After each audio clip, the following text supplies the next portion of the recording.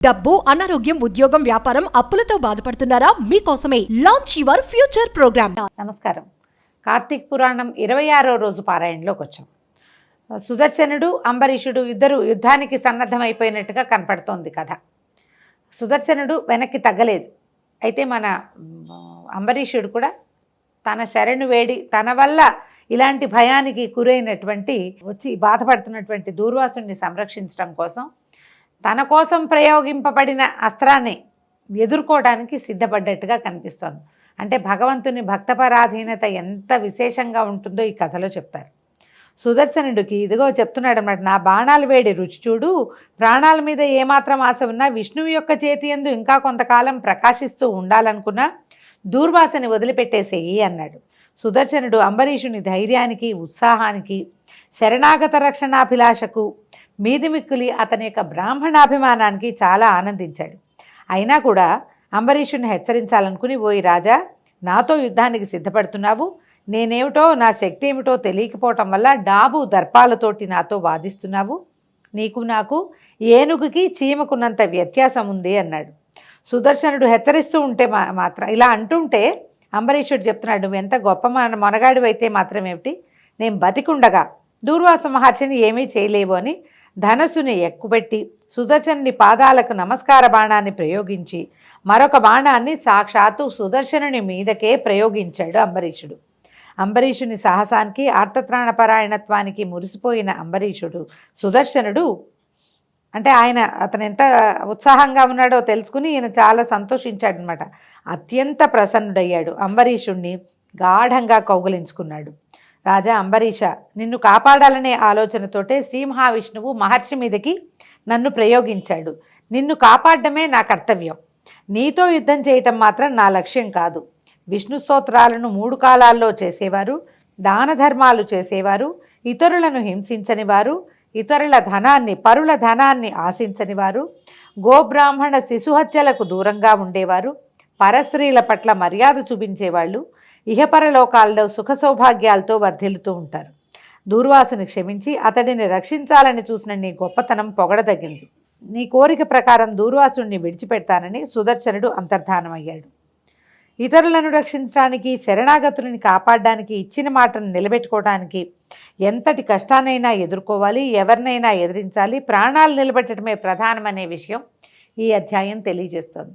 అయితే ఈ అధ్యాయం చిన్నదండి. ఇక్కడ ఒక చిన్న విషయం చెప్దామని, మనం సుదర్శన చక్రాయుధము అంబరీషుడి మీదకి దూర్వాసుడు శాపం పెట్టగానే అది ఆయన వదిలినటువంటి కృత్య వచ్చేసరికల్లా తనంతట తనమే చక్రాయుధం ప్రేరేపింపబడి యుద్ధానికి వచ్చేసిందని చెప్పుకుంటాం.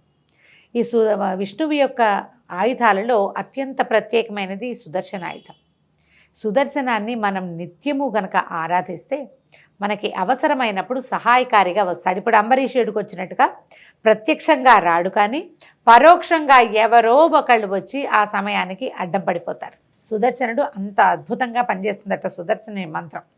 అయితే సుదర్శన మాలా మంత్రాలు అవి మనకు కనిపిస్తాయండి.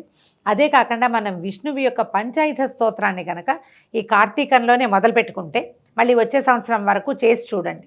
మనకి ఏదైనా ఇబ్బందులు వచ్చినప్పుడు, ఎక్కడో వర్షం వస్తుంది, చాలా పెద్ద వాన, మనం ఎక్కడైనా చిక్కడిపోతాము, లేదా పిల్లలు ఎక్కడైనా చిక్కుబడిపోయారు, మనమే అర్జెంటుగా వెళ్ళాలి, వాన అడ్డం వస్తుంది, అలాంటప్పుడు కనుక పంచాయుధ స్తోత్రాన్ని చదివితే అది కాసేపు మన పని అయ్యే వరకు మాత్రం అడ్డం పడిపోతుందట. సుదర్శనం చాలా ప్రత్యేకంగా చెప్పబడుతుంది. కాబట్టి ఈ కార్తీక మాసంలో ఏవో రకరకాల స్తోత్రాలు అవి నేర్చుకుంటున్నాం కదా, చదువుకుంటాం కూడా. ఈ పంచాయుధ స్తోత్రాన్ని ప్రయత్నించి చదువుకోండి. పంచాయతీ స్తోత్రం మనకి స్తోత్రనిధి లాంటి యాప్ల్లో దొరుకుతుంది, మనం ఇంట్లో గూగుల్లో కూడా దొరుకుతుంది. విష్ణువు యొక్క స్తోత్రాలు ఉండేటువంటి పుస్తకాలలో కూడా పంచాయుధ స్తోత్రం ఉండటానికి అవకాశం ఉంది. ఎక్కువ స్తోత్రాలు లేవు, ఎక్కువ శ్లోకాలు ఉండవు. పంచాయుధాలంటే విష్ణువు యొక్క పంచాయుధాలు శంఖం, చక్రం, గద, తర్వాత ఏమో కత్తి, బాణము, ధనుస్సు, ఈ ఐదు ఆయుధాలను గురించి చెప్పేటువంటి స్తోత్రము ఎంత అత్యద్భుతంగా ఉపయోగపడుతుందో. భయం పోగొడుతుంది. పిల్లలకి అనారోగ్యం ఉన్నప్పుడు, పిల్లలు బెదురుతున్నప్పుడు, మనకే భయం వేసినప్పుడు, కింకర్తవ్యతా విమూఢులుగా ఉంటాం. ఒక్కొక్కసారి ఏం చేయాలో అర్థం కాదు. కొన్ని పరిస్థితులు అలా వస్తాయి. ఇప్పుడు తర్వాత ఏం చేయాలో తెలియదు. చాలా విపత్కర పరిస్థితుల్లో కూడా ఈ సుదర్శన చక్రాయుధంతో మొదలయ్యేటువంటి పంచాయుధ స్తోత్రాన్ని కనుక చదువుకుంటే ఇట్లా సుదర్శనుడు అంబరీషుణ్ణి రక్షించినట్టుగా ప్రత్యక్షంగాను పరోక్షంగాను కూడా మనని ఈ పంచాయుధాలు రక్షిస్తాయని, అందులో సుదర్శనుడు ముందుంటాడని చెప్తారు. విష్ణు భక్తి కలిగిన వాళ్ళు, విష్ణు సహస్రనామం పారాయణ చేసేవాళ్ళు తప్పకుండా పంచాయుధ స్తోత్రాన్ని కూడా సహస్రనామంతో పాటు ఇది కూడా అలవాటు చేసుకుంటే చాలా అత్యద్భుతంగా మనకి సహాయకారిగా ఉంటుంది. చదువుకుంటే కూడా శ్లోకాలు చాలా అందంగా ఉంటాయండి, మహా రుచికరమైన శ్లోకాలు, వినడానికి మహా బాగుంటుంది. అది 5 ఆయుధాలు ఉన్నాయి కదా, ఆ 5 ఆయుధాల శ్లోకాలని 5 సార్లు చదువుకోవాలి. 5 టైమ్స్ చదివితే ఎక్కువ ఫలితం లభిస్తుంది అంటారు. అంటే 5 లైన్ చక్రంతో మొదలయ్యి ధనుర్బాణాలతో ఫినిష్ అవుతుంది. దాన్ని ఆ 5టిని 5 టైమ్స్ చదువుకుని చివరికి ఫలశ్రుతి ఒక 4-5 శ్లోకాలు ఉంటాయి. విష్ణు సంకీర్తన 1, తర్వాత ఫలశ్రుతి 3. ఇవి చదివితే మనకి ఏ ఫలితం వస్తుందో శ్లోకాలు చెప్తాయన్నమాట. ఆ స్తోత్రాన్ని వెతికి పట్టుకుని చదువుకోండి. ఆల్రెడీ చదివే వాళ్ళు ఉంటే మరింత ఎక్కువగా చదువుకోండి. వాటిని ఎక్కువ సార్లు సాయంకాలం వేళ పారాయణ కూడా చాలా అమోఘమైంది, అలవాటు చేసుకోవాలన్నమాట. అయితే తనని కాపాడమని ప్రార్థిస్తున్న దూర్వాస మహర్షికి అంబరీషుడు నమస్కరించి, మునీంద్ర, నన్ను మన్నించండి. నా అతిథిగా మళ్ళీ మీరు మా ఇంటికి రావడం నాకు ఆనందదాయకం. నా వలన మీకు కలిగిన కష్టానికి నన్ను క్షమించండి. సమస్త ప్రపంచాన్ని భయపెట్టగలిగిన మీకు భయమేమిటి? అకారణంగా నన్ను కాపాడడానికి వచ్చిన దయాస్వరూపులు మీరు. మీ పట్ల నాకు గల గౌరవంతోనే మీకు ఆతిథ్యం ఇవ్వడానికి ఆహ్వానం పలుకుతున్నాను. నా ఆతిథ్యాన్ని స్వీకరించి నా వంశాన్ని కృతార్థులను చేయండి. మొదట కోపంతో నన్ను శపించినా, కోపంతోటో భయంతోటో మీరు మళ్ళీ మా ఇంటికి రావడం నాకు సంతోషాన్నే కలిగిస్తుంది. మీ కారణంగా ఈ మహావిష్ణువు యొక్క అభిమానం నా మీద ఆయనకి ఎంత ప్రీతి ఉందో నేను ప్రత్యక్షంగా చూడగలిగాను.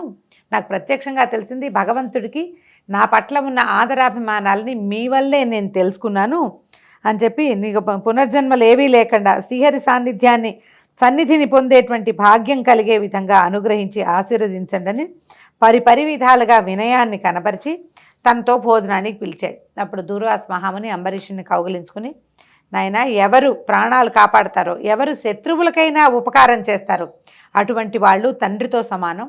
బ్రహ్మదేవుడి కుమారుడిని, నేను రుద్రాంశ సంభూతుడిని అయినప్పటికీ నువ్వు నాకు తండ్రి వంటి వాడివి, వయసులో నీకంటే పెద్దవాడిని, బ్రాహ్మణుణ్ణి, అయినా నేను నీకు నమస్కరించకూడదు. కానీ నీకు ఆయుక్షీణం కలిగే పని చేయకూడదు కాబట్టి నమస్కారం మాటలతోటే సరిపెడుతున్నాను నాయన అని చెప్పి, నాకు ప్రాయశ్చిత్తం జరిగింది. నేను తలచినటువంటి అపకారానికి నువ్వు చేసిన ఉపకారం వల్ల నాకు బుద్ధి వచ్చింది. నాకు తెలిసింది ఇది చేయకూడదు.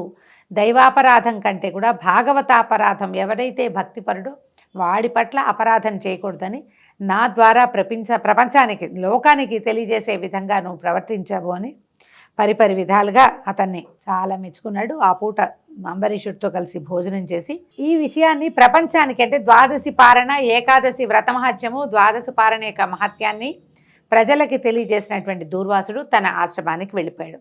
దీంతో ఈరోజు పారాయణ పూర్తయింది. రేపు ఉదయం మళ్ళీ తర్వాత పారాయణలో కలుసుకుందాం. నమస్కారం.